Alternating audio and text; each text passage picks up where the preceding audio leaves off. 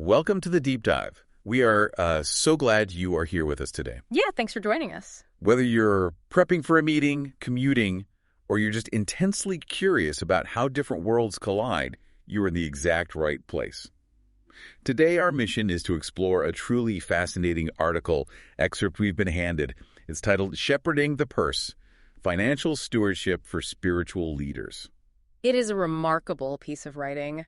What makes this material so compelling is how it bridges two worlds that people often assume operate on entirely different frequencies. Right. You've got brass tacks, modern financial management on one side, and then deep historical Christian wisdom on the other. I have to admit, when I first saw the title, I thought this was just going to be standard financial advice, just spend less than you earn, that sort of thing. Sure. But it's actually arguing that this is a fundamental spiritual duty.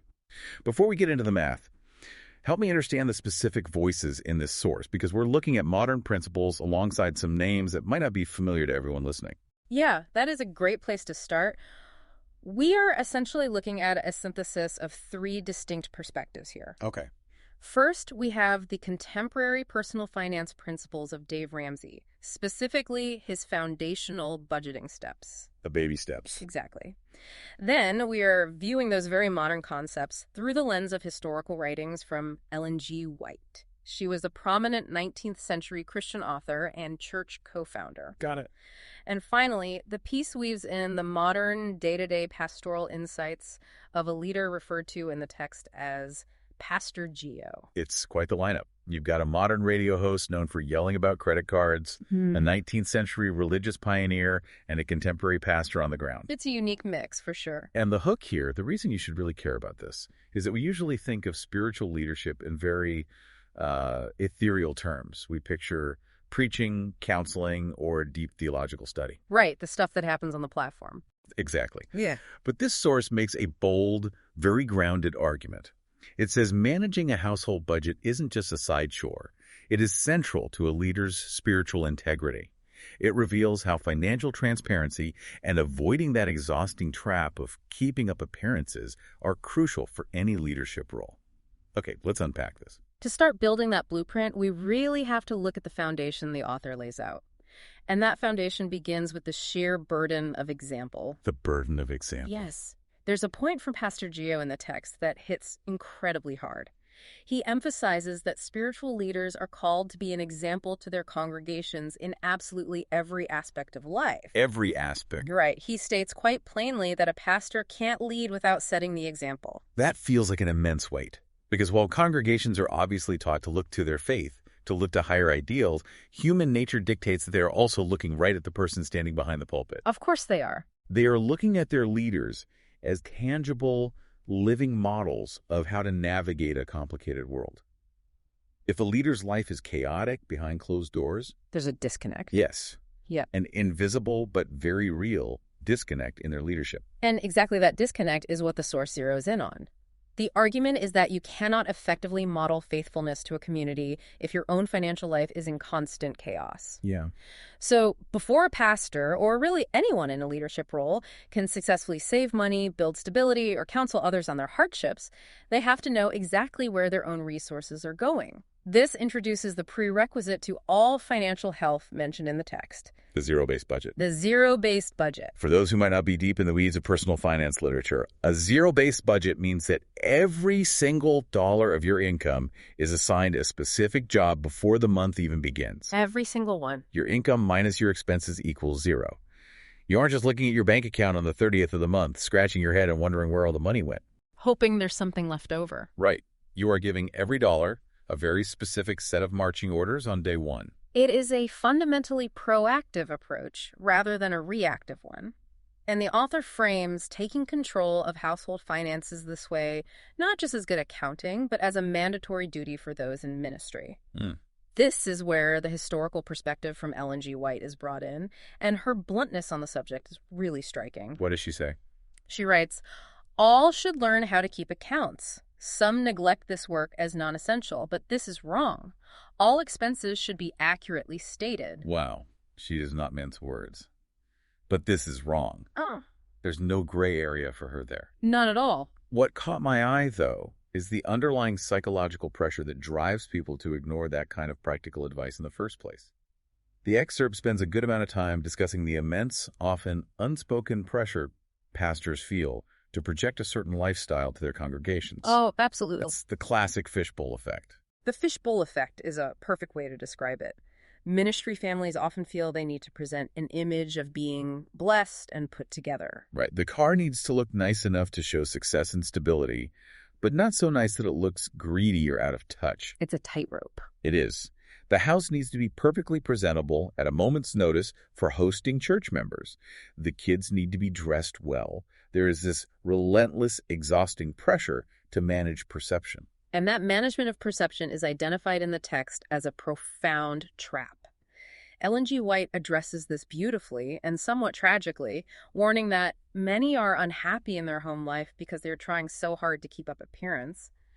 What's fascinating here is how sticking to a strict zero-based budget is framed not just as a mathematical exercise, but as the primary mechanism ministry families can use to avoid what she calls the snare of financial pride. The snare of financial pride, that makes so much sense, because a budget forces reality over perception. When you have the math written out on paper, you can't fake it. The spreadsheet doesn't care about your pride. It doesn't care about the congregation's expectations. The math simply tells the truth. It's totally objective. And confronting that truth leads us straight into the first major action step the source discusses, which in Dave Ramsey's methodology is famously called baby step 1. Right, which involves saving a $1,000 starter emergency fund and doing it as quickly as humanly possible. And the quickly part is heavily emphasized. The whole purpose of baby step 1 is to put a literal cash buffer between you and life's totally predictable, unexpected events. Because they will happen. Because life is going to happen. You're going to get a flat tire on the highway. The refrigerator is going to randomly die on a Tuesday evening when it's full of groceries. It's always a Tuesday evening. Always. The water heater is going to spring a leak. The goal of that initial $1,000 is to catch those little emergencies so you don't have to pull out a credit card or take out a high-interest loan just to keep your household running. When we look at the pastoral application of this starter emergency fund, the source argues it becomes deeply critical. Pastors are not immune to financial emergencies. The rain falls on the just and the unjust, and water heaters break in the parsonage just like they do anywhere else. Yeah, they do. But the author points out a devastating cycle. When a pastor faces a sudden, unavoidable expense and has zero cash buffer, they are almost inevitably forced into debt. And debt is the crux of this entire discussion. In this context, the text isn't looking at debt merely as a financial instrument or a tool for leverage. It argues that consumer debt introduces immense spiritual and emotional stress. Massive stress. And that stress actively hinders a pastor's ability to minister effectively. Just imagine trying to sit in a room and counsel someone through their marriage troubles, or trying to stand on stage and deliver a compelling message of hope and peace when your own mind is racing with panic about how you're going to make a minimum credit card payment that week. It creates a fundamentally divided mind. A leader cannot be fully present for their community when they're internally consumed by financial anxiety. No. Ellen G. White's framing of this elevates debt from a mere financial misstep to an active, hostile spiritual danger. She specifically counsels gospel workers against falling into debt, calling it a deliberate trap. The exact quote provided is, "No worker should manage his affairs in a way to incur debt. When one becomes involved in debt, he is in one of Satan's nets, which he sets for souls." That is incredibly intense language. We usually think of debt as just a math problem or maybe a bad habit we picked up in our 20s. But she is framing it as an active spiritual attack. Yes. One of Satan's nets. Yeah. It's a vivid image of a snare designed specifically to capture, immobilize, and neutralize a leader. She further unpacks the psychology of that snare, explaining the toll the burden takes on the individual's inner life. She writes that the fact that you are in debt weakens your faith and tends to discourage you. Oh. Think about the direct connection she is drawing there. The author is highlighting that financial debt actively erodes spiritual faith. It breeds a quiet, persistent discouragement. Yeah. For a spiritual leader whose very vocation relies on exercising faith and offering encouragement to others, debt strikes at the absolute core of their professional and spiritual capacity. Which completely shifts the perspective on that $1,000 emergency fund. Right. It's no longer just a nice financial tip. It is a necessary spiritual shield. It is armor. It really is. And there is a historical detail from the excerpt that I found genuinely surprising. Ellen G. White endorsed the exact concept of a starter emergency fund well over a century ago. This was long before modern financial gurus were branding these ideas as baby steps. The historical parallel is remarkable, isn't it? She advised workers with these specific words. Every week you should lay by in some secure place $5 or $10 not to be used up unless in case of sickness. That's amazing. She is describing perfectly a dedicated, untouchable emergency fund designed specifically to prevent the family from sliding into debt when crisis strikes. Not to be used up unless in case of sickness. Yeah. It's brilliant. And the text goes on to explain that achieving this today requires incredibly practical, sometimes uncomfortable steps to get that initial $1,000 quickly. To physically break the ingrained habit of relying on credit cards. Yes. To break that habit, the source suggests a ministry family might need to cut unnecessary streaming subscriptions. They might need to commit to packing brown bag lunches for a few months or temporarily pause other investments or retirement contributions. It requires a season of short-term sacrifice to build that shield. It demands an intentional and admittedly sometimes painful pivot in lifestyle, but the author's point is that this pivot is how leaders break the cycle of living from crisis to crisis. They stop the bleeding. Yeah. And once that cash buffer is in place, the mental and spiritual space it frees up within the household is profound. They no longer have to live in fear of the check engine light. Here's where it gets really interesting, though. Because as a pastor works through this very practical first baby step, physically scraping together this $1,000, the source makes it clear that the ultimate goal isn't actually just having money sitting in a bank account. No, not at all. The ultimate goal, the true north of this entire process, is spiritual faithfulness. Precisely. The text brings Pastor Gio's perspective back into the fold, and he points directly to the words of Jesus in the book of Luke, chapter 16, verse 10. The scripture says, "He who is faithful in very little things is faithful also in much." Right? The author uses this to force a very sobering synthesis of the whole argument. If a pastor cannot faithfully manage their earthly income, what the text refers to as unrighteous wealth, how can God fully entrust them with the true riches of shepherding actual human souls? It's a staggering question to wrestle with. The excerpt is essentially arguing that how someone handles a spreadsheet reflects how they handle their calling. It does. It views the mundane household budget as the ultimate training ground for spiritual leadership. The author's implication is that if someone is reckless with the dollars they've been given to manage their own home, it might point to an underlying character flaw that could easily translate into being reckless with the emotional and spiritual lives of a congregation. It speaks to the concept of integrity. True integrity means you are whole, undivided.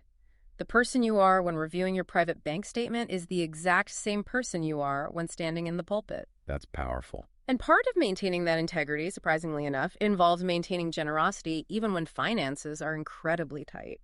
I noticed that, and it felt like a jarring contradiction at first. The source points out that even while a family is working frantically to build this $1,000 emergency fund, Even while cutting subscriptions, even when they are actively cutting subscriptions and packing those brown bag lunches, both Dave Ramsey's models and the historical biblical models insist on continued generosity. Specifically, they point to tithing, the practice of returning 10% of one's income to God first. to many it sounds completely counterintuitive. It does. If you are desperately trying to scrape together $1,000 to protect your family from an imminent emergency, mathematically speaking, giving away 10% of your gross income makes it significantly harder and slower to reach that safety net. On paper, yeah. From a pure spreadsheet perspective, it makes absolutely no sense. If we connect this to the bigger picture, though, it makes perfect spiritual sense within the framework the author is presenting. Ellen G. White actually addresses this exact paradox. How so? She firmly affirms the practice of systematic benevolence, which is the organized, regular practice of giving a portion of one's income back to the church or to God. But she frames it not as a painful loss of income, but rather as a crucial protective mechanism for the human heart. She notes that the plan of systematic benevolence will prove a safeguard to every family against temptations to spend means for needless things. That is a brilliant reframing of the concept. Generosity actively protects the budget. Yes. By deciding right off the top, before any other bills are paid, that a portion of your money belongs to God.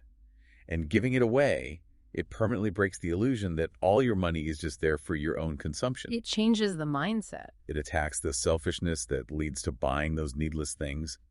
It keeps the financial pride and the desire to keep up appearances that we talked about earlier totally in check. It serves as a constant, tangible reminder to the leader that they are merely a steward.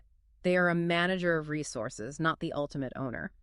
And psychologically, when you truly view yourself as a steward managing someone else's assets, you naturally become more careful, more deliberate, and more respectful with what remains. Yeah, you wouldn't waste someone else's money. Exactly. It aligns the daily financial habits directly with the humble spiritual posture required to successfully lead a church. So what does this all mean? When we zoom out and look at all these pieces together, the modern pragmatism of Dave Ramsey, the striking historical warnings of Ellen G. White, and the grounded pastoral application of Pastor Gio, we get a very clear, challenging picture. We do.